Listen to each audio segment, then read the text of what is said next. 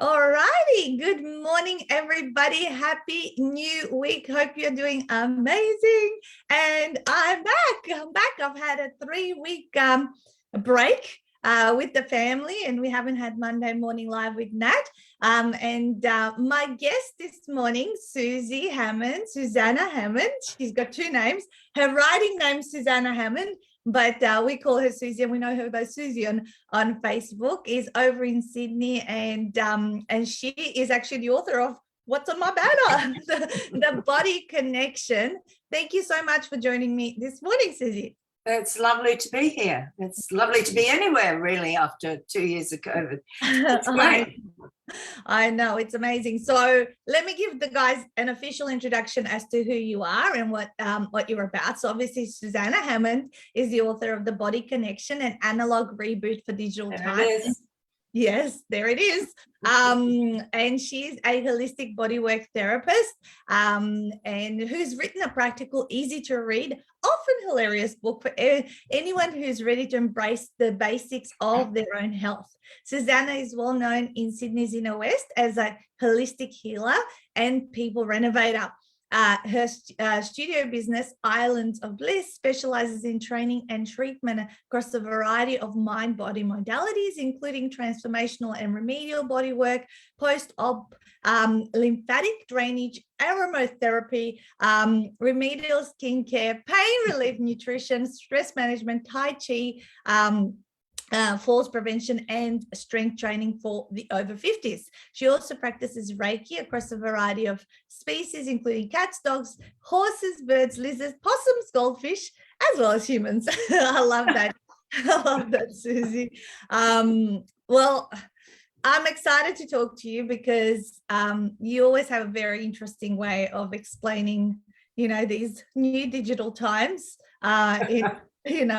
and what we're going through. So tell me a little bit about how did this come to fruition? Why did you decide a few years back when we worked on this book to write it? And how long had you been kind of thinking about it?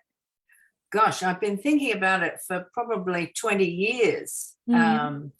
And I had been following your videos on Facebook for about a year before I came to that first meeting in 2018.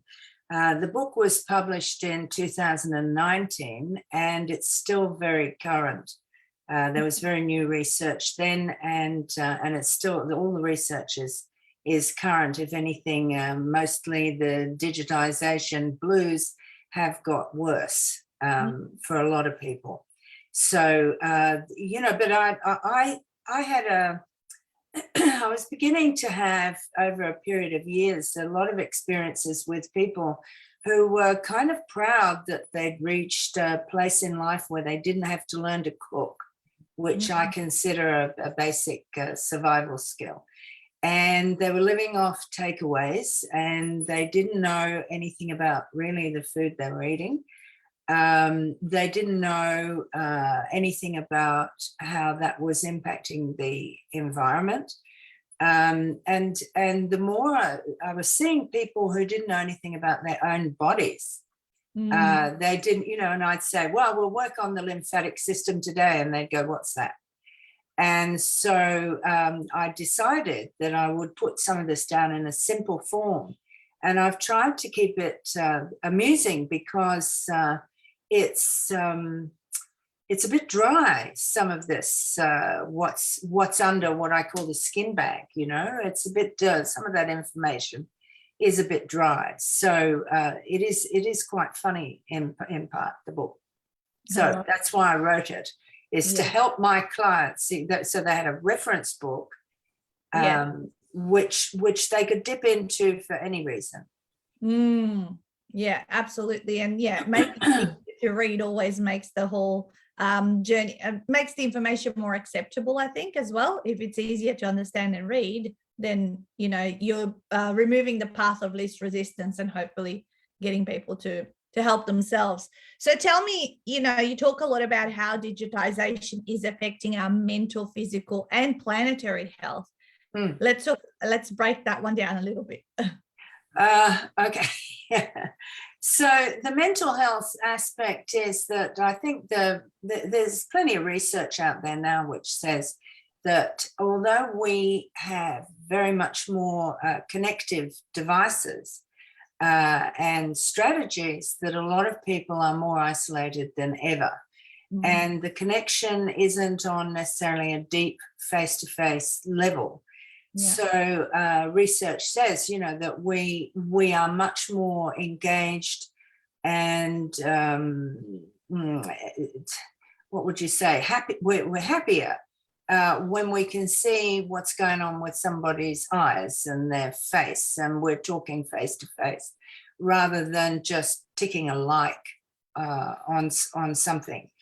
Rather than just having friends on Facebook, which I'm sure everybody on here this morning will know that they're not necessarily friends. Mm. So there's an isolation about it, and there's plenty of research out there on that. The personal health thing is that we end up spending a lot of time sitting at the computer. Mm-hmm. Most people do that in their daily life anyway. We're also on devices 24/7. So once upon a time, I remember a day when people didn't even have answering machines, right? And when people said, "Oh, you got an answering machine, you must be a bit strange, you must be a bit desperate." Mm-hmm. This truly, people used to think that. So now, business-wise, we are available 24/7. And I believe France has brought in a rule now that legislated that, when the workday ends, the workday ends, that you are not available 24/7 to your employer, for instance. So that's had a big effect on people. I think also, the more digitization we get, the more people think that you can get whatever it is you want with just a press of a button. Mm. Yeah. And, it's not really, that's not how it is in real life.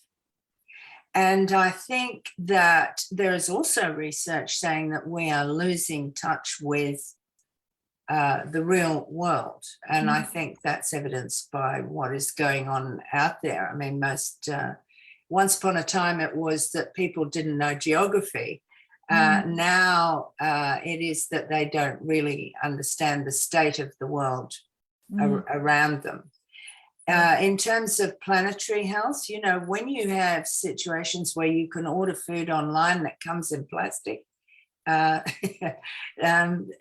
which goes to landfill, when you can order clothes online, which all ends up in landfill as well. It's the 3 F's. It's fast food, fast fashion, and fast shopping. Yeah. So what we're doing to our environment by having this instant gratification is we're spoiling it. I mean, we have a huge garbage problem. I go into the garbage and waste problem quite solidly in the book as well, that people have just lost touch with the stuff that they want to put in and on their bodies, right? The entertainment they want for their minds is actually taking them away from the real world and causing real problems in both their bodies and the real world. Wow. So you say, we can become our own silver magic bullets. Oh, yeah. How do we go about doing that? And what does that actually mean from your perspective? Well, it means, again, gosh, I was talking to somebody the other day, and they were talking about a friend who was about to have a pacemaker put in, and saying, well, they'll just do the pacemaker and then everything will be fine. Well, yes and no. There's this notion that because you can push a button and get your food or get your clothes or whatever, that you can get your medical care the same way. And so, people assume that breast cancer is done and dusted. They assume that, except for the people who've had it and the people who have it now, and the families of the people who didn't survive it. There's this notion that everything can happen very, very quickly. And, this is that there are somehow all these solutions that as long as you can push the right URL, you can, that everything will be fine. And that's not realistic either. So becoming your own magic bullet really involves you becoming an advocate for yourself, or bringing in an advocate. A lot of people go to the doctors and hear a lot of information and take very little of it in. The compliance rate in medicine of the most basic medication is actually surprisingly low, because people don't understand what it is they're taking and why they're taking it. So to become your own magic bullet means that you start paying attention to that. So if you have a life-threatening disease, or if you have if you've got eczema or psoriasis or asthma, then you know what's causing it. Yes. Right. And you know what it is that you're taking for it. And surprisingly, quite a lot of the medical profession don't realize that things like psoriasis and eczema, for instance, are inflammatory processes. They don't realize that diabetes, which is especially diabetes 2, which is very fast growing because of our diet in the Western world, they don't realize that's an inflammatory process as well. And so they just take the little blue tablets or yellow tablets or pink tablets that they're given and have no idea what else is going on. And quite a lot of the medical profession is still lagging behind in this, sadly. There are some really good medical people, obviously, but quite a lot of them don't bother to say to people, this is what you need to be doing for yourself. And possibly because people assume that the magic silver bullet is in the prescription. Yep. Does that more or less answer it? Yeah, it's like the Band-Aid approach, or the quick fix that. It's the quick fix. I don't need to understand it. Just fix me, or, make it go away. Yet you don't actually often look at what is the root cause as to why I have this condition. Exactly. Yeah. And what can I do to improve it? I mean, in my work as a somatic therapist, which is a bodywork therapist, I like to be very holistic. And quite often I have to say to people, I cannot restore you to your former glory. What I can do is say to you, would you like a 20% improvement, or a 40% improvement, or even a 60% improvement on how you are on any given day, right? And that is a whole new concept for most people. Yeah. You say that why knowing your body is a valuable life skill. How can someone improve their health, like you say, in 6 short weeks from now? Is it the 6 weeks that our cells regenerate? Is that where that comes from? No. It's if first of all, buy the book. And my second chapter in the book is the 12 operating systems of the body, which I hilariously gave myself the challenge of writing an easily understandable piece about the operating systems of the body, like the respiratory system, the cardiac system, circulatory system, lymphatic system, nervous system, all of those. And I gave myself 400 words for each system. Now, as an ex-copywriter, that was something of a challenge. And when I gave it to a friend of mine who's an immunology professor, he was just gobsmacked. He said, well, you've done very well to explain that. And essentially it's all of every single system of the body is explained in the book in 400 words to give you a basic idea of how your body works and how all the systems knit together, right? Now, if you go through that so that you get that basic knowledge, and then you address each chapter, like there's one called What Happens When the Food Leaves the Fork, which talks about your digestive system.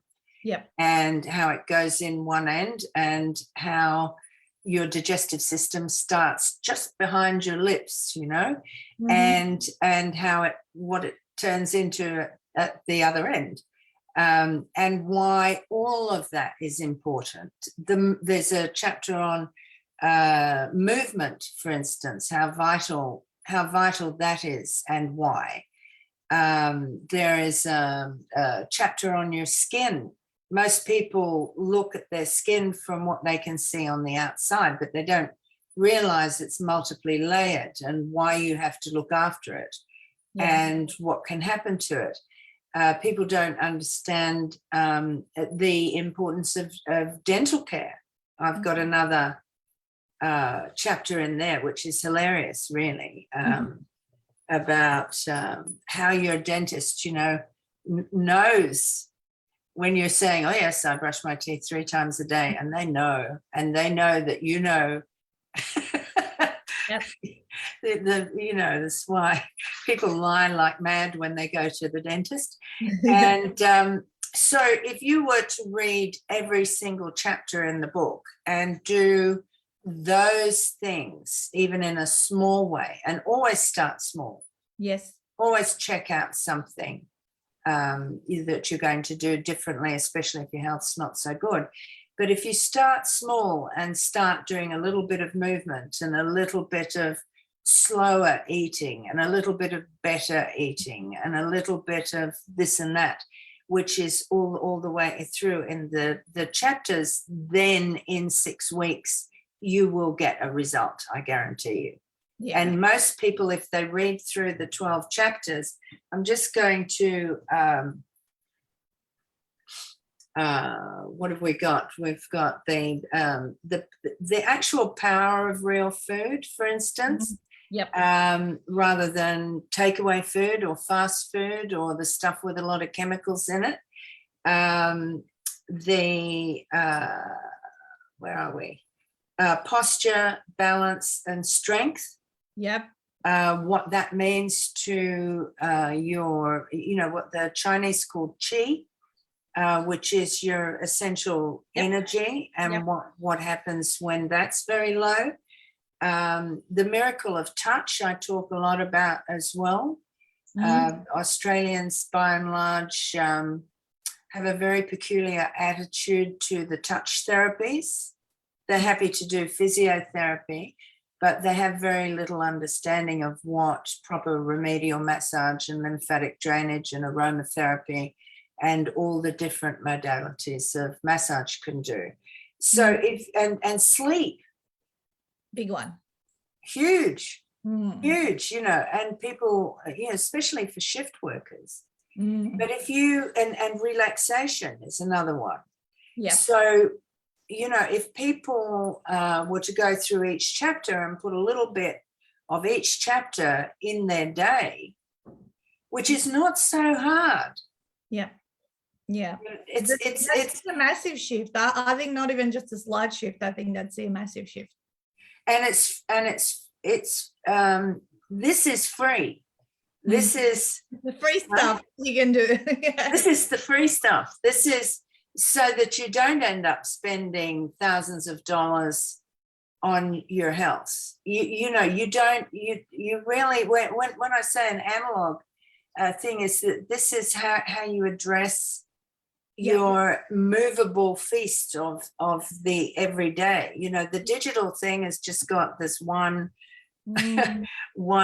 point, but analog is not fixed. It's movable, as we are, and we are movable bodies. And so maybe one day you need more sleep, less relaxation, a bit more movement, or a bit less movement and a bit more relaxation, a bit more green stuff, a bit more fruit, you know, that kind of thing. It's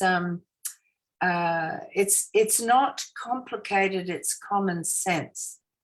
Yeah, but nowadays common sense is not common sense, and well, people want the magic silver bullet, right? Which right. is where we came in. But yeah, exactly right. And I think you've got the perfect tagline to your book, you know, an analog reset for digital times. Yes. That doesn't actually cost anything. You just, you know, you're bringing common sense back to what we naturally used to know and do before things started to change. And we just need to come back to ourselves, because I think, as you say, we're analog beings. We're not made up of ones and zeros, right? Yes. Exactly. So let's talk now, move through. I know you're writing another book as well at the same time, yes. but let's talk through first. How was the process of you going through? I mean, you attended a analog retreat, not a digital exactly. retreat. I know, it was terrifying. That was in May 2019, I believe it was. And no, that was, well, I went to the retreat. Yeah. But I first came, I think, in August of 2018. That's right. Or September, something like that.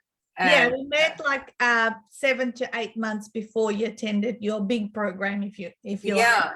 Because essentially I've had other careers, but I've made my living as a writer for a lot of my life, and especially in the health area. And so my way of writing is to sit down at the screen and tap away, you know, make notes and have a confetti of Post-its and stuff. The very idea of talking into a recording filled me with horror. But that's okay. So I wanted a longer lead time before I came to the retreat, so that I could get a very detailed unpack. And I have to tell you that the unpacking process was excellent. You know, it was terrifying but excellent. And the reason it's terrifying is it's not really because it's terrifying. It's very ordered and very structured. Yes. But the reason it's terrifying is you get this vague idea in your mind, you know, about how to you want to get your information out there, and it actually forces you to structure it properly. Instead of just a big garble. Yeah, or just like start writing. I mean, when I wrote my very first book, that's exactly what I did. And now what I know now in hindsight, I go, God, that was like not the right way to go about it. So yeah, and I love the fact that you ended up typing in the end. You didn't speak the book out. Is that right? Yeah. Because that's what you preferred, and we don't force people to speak out their books unless they would like to fast track that part of the writing, even though there is cleanup stages afterwards that will take up some time as well. Exactly. So that's wonderful. But you know what, I did speak it out. Like, you know, there's an advantage, I guess, to speaking it out, because you get to discover what your own voice is. Yes. Right? But the way that I used that was that I used that little device on Microsoft Word, where you can, which reads back to you what you've written while you're editing it, so you can see if it does sound, because when you've got a robot reading your stuff, right, and it still sounds like a real voice, then you know you're all right. But when it sounds like a robot, then you're in trouble, probably. I love that. So after the retreat, was it a few months after that we had the book ready? Remind me, because obviously it's been 3 years.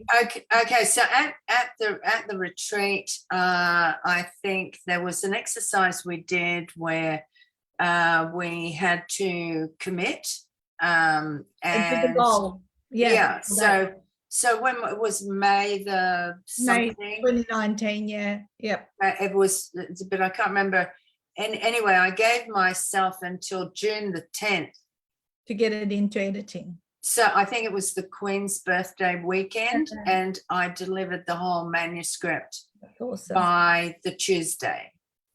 And that's another thing, because you know, you can wander on Yes. with this stuff, and I think having accountability, I think having a firm deadline, I think volunteering for a deadline. Yes.